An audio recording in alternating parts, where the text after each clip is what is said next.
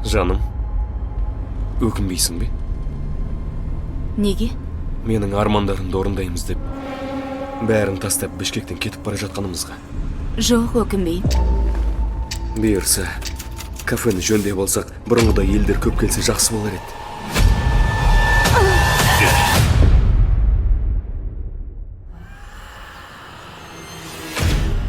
Қабырғаға суретті сен салдың ба? Апа, мен салған жоқпын. Сендер жаңадан келдіңдер. Бұл жерде орын алған оқиғаны білмейсіңдер.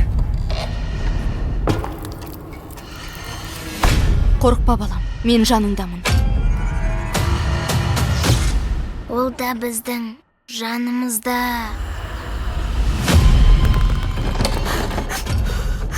Бұл жақта бір түрлі нәрселер болып жатыр. Айда, ей, тыңдасаңшы. Не істейін деп жатсың? Бұл жақтан кетейікші, өтінем. Тапшы мені. Жібер мені.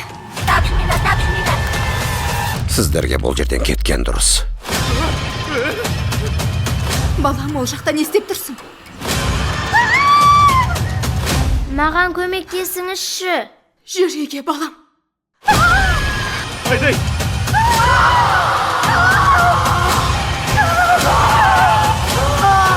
Айдай, тоқта! Апа, мен қорқып тұрмын. Қызыл көйлек. 3 сәуірден Қазақстанның барлық кинотеатрларында.